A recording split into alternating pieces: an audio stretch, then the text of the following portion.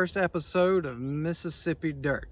I moved to Mississippi about 30 years ago. I really didn't know much about gardening. I didn't know much about land and being able to work on land.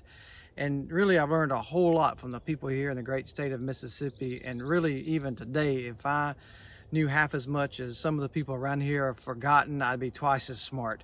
And I just learned a lot about life and learned a lot about even the good Lord just from some of the lessons from nature and from being on the land. And I just wanted to pass on some of these things to you. Today is going to focus on the idea of seasons. Right now that spring is coming to an end and different trees have been blooming in bushes through the end. The apple trees still got a little bit going on here today.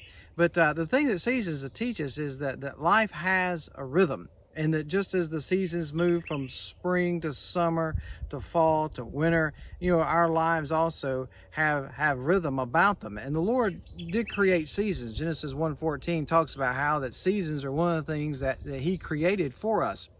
And we need to understand that life does have rhythm, and life does have an order to it. And when changes happen, just like the seasons change, well, it sends a different order. Just like somebody who'd be wanting to plant a garden has to recognize and be in tune with the different seasons that you don't want to plant in winter because it wouldn't be very productive. Well, in your life, when different seasons come about, you need to get in rhythm with it. Now, right here in the midst of all this quarantine and staying at home and sheltering at home, there's been a lot of rhythm that's been disrupted, whether it's from children staying at home, or you having to work at home, or you being temporarily laid off, or just a multitude of factors that just come in play. That there's a lot of changes going on. And one of the things that happens is when our routines are changed, that we begin to feel that stress that comes from it. And one of the symptoms of being out of rhythm is boredom. If you have said, I'm bored, if your kids have said, I'm bored because I'm not going to school, what's happened is all the rhythm that everybody's used to has been displaced. And so you have to take the initiative to construct a new set of rhythm, just to construct a new order for your day. And it's up to you to take the initiative to do that. And so you got to create blocks in your day that each day needs to have these 4 different areas included in it. And if you'll do this, it will alleviate boredom, or that symptom of being out of rhythm.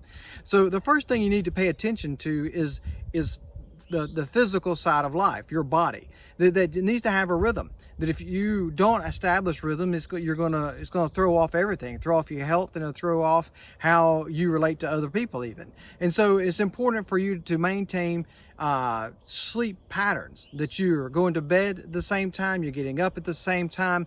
That sleep pattern will help you to be better rested, and it will also help you to be healthier. So sleep is something physically you need to pay attention to. Taking a shower. You need to just don't be laying around the house, for multiple days without ever making sure you maintain hygiene. Make sure every day, just as if you were in your other routines doing that kind of thing. It will help you. It's important physically.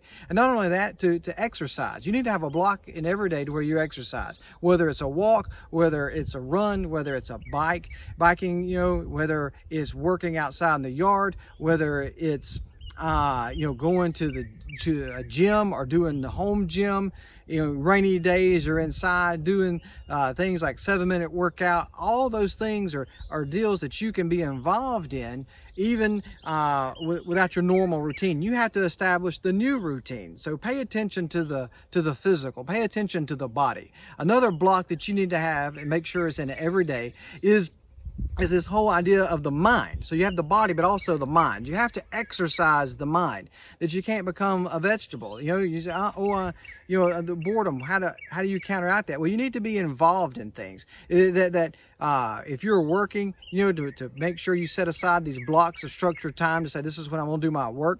If the kids are in school, maybe there's not a lot of accountability from the school system that you're in. Parents provide the accountability. They may not be getting graded at school, but make sure that your kids' minds are engaged by keeping them accountable for doing the work that's been assigned. That's very important. reading. Today's readers are tomorrow's leaders. And so you need to be busy about engaging the mind. Do something new, something creative. Maybe it's something that you want to learn and pick up.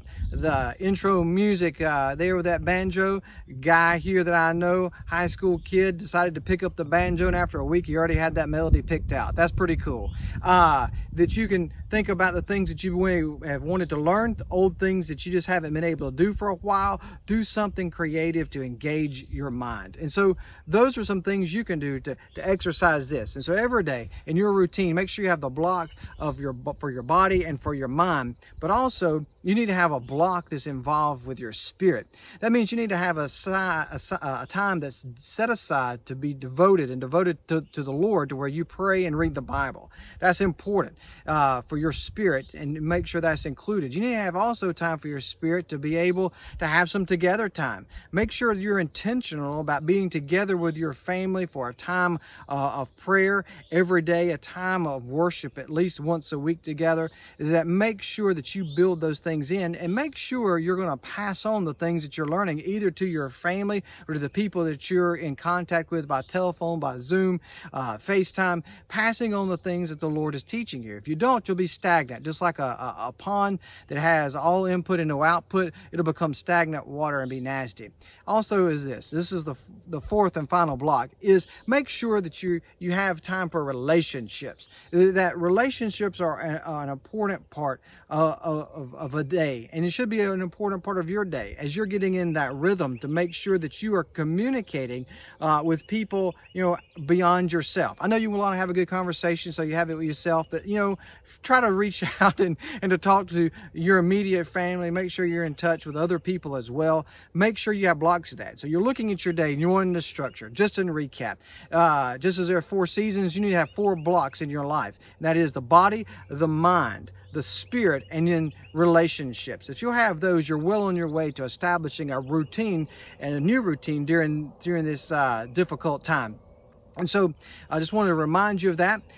Each week around Wednesday, we're going to be putting out a new episode of this. I want you to stay tuned as I'm able to pass on to you guys just some lessons from life and from the land. Thanks for tuning in to Mississippi Dirt.